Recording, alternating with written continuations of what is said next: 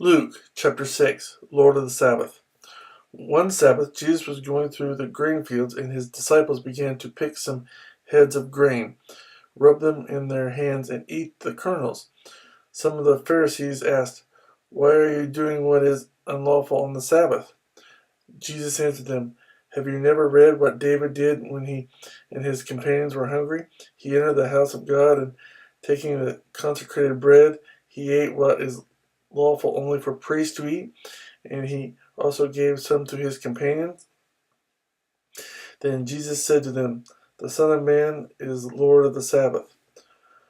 On another Sabbath, he went into the synagogue and was teaching, and a man was there whose right hand was shriveled. The Pharisees and the teachers of the law were looking for a reason to accuse Jesus, so they watched him closely to see if he would heal on the Sabbath.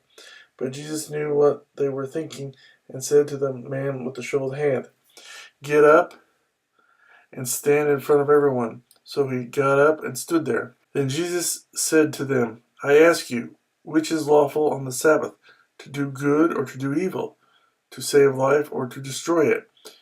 He looked around at them and then said to the man, "Stretch out your hand."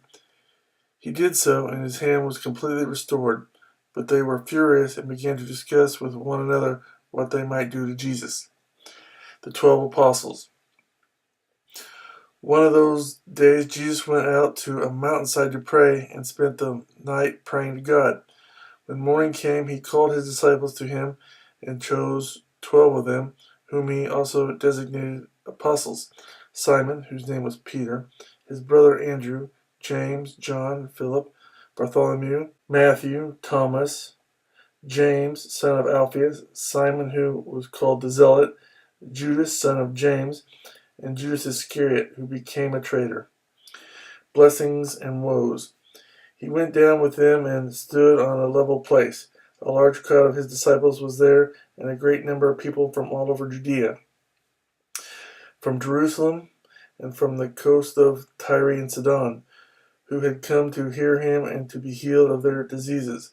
Those troubled by evil spirits were cured, and the people all tried to touch him, because power was coming from him and healing them all.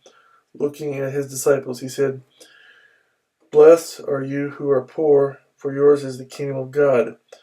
Blessed are you who hunger now, for you will be satisfied. Blessed are you who weep now, for you will laugh. Blessed are you when men hate you, when they exclude you and insult you, and reject your name as evil because of the Son of Man. Rejoice in that day and leap for joy, because great is your reward in heaven, for that is how their fathers treated the prophets. But woe to you who are rich, for you have already received your comfort. Woe to you who are well fed now, for you will go hungry. Woe to you who laugh now, for you will mourn and weep.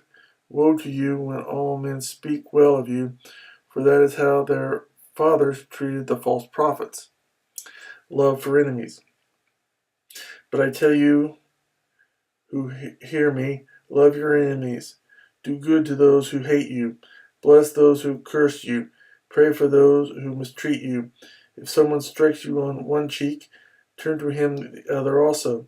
If someone takes your cloak, do not stop him from taking your tunic. Give to everyone who asks you, and if anyone takes what belongs to you, do not demand it back. Do to others as you would have them do to you. If you love those who love you, what credit is that to you? Even sinners love those who love them, and if you do good to those who are good to you, what credit is that to you? Even sinners do that. And if you lend to those from whom you expect repayment, what credit is that to you? Even sinners lend to sinners, expecting to be repaid in full. But love your enemies, do good to them, and lend to them without expecting to get anything back. Then your reward will be great, and you will be sons of the Most High, because He is kind to the ungrateful and wicked. Be merciful, just as your Father is merciful. Judging others. Do not judge, and you will not be judged. Do not condemn, and you will not be condemned. Forgive, and you will be forgiven. Give, and it will be given to you. A good measure pressed down, shaken together, and running over will be poured into your lap. For with the measure you use, it will be measured to you. He also told them this parable. Can a blind man lead a blind man? Will they not both fall into a pit? A student is not above his teacher, but everyone who is fully trained will be like his teacher. Why do you look at the speck of sawdust in your brother's eye and pay no attention to the plank in your own eye? How can you say to your brother, Brother, let me take the speck out of your eye, when you yourself fail to see the plank in your own eye? You hypocrite, first take the plank out of your eye, and then you will see clearly to remove the speck from your brother's eye. A tree and its fruit. No good tree bears bad fruit, nor does a bad tree bear good fruit. Each tree is recognized by its own fruit. People do not pick figs from thorn bushes or grapes from briars. The good man brings good things out of the good stored up in his heart, and the evil man brings evil things out of the evil stored up in his heart. For out of the overflow of his heart his mouth speaks. The wise and foolish builders. Why do you call me Lord, Lord, and do not do what I say? I will show you what he is like who comes to me and hears my words and puts them into practice. He is like a man building a house, who dug down deep and laid the foundation on a rock. When a flood came, the torrent struck that house, but could not shake it, because it was well built. But the one who hears my words and does not put them into practice is like a man who built a house on the ground without a foundation. The moment the torrent struck that house, it collapsed, and its destruction was complete.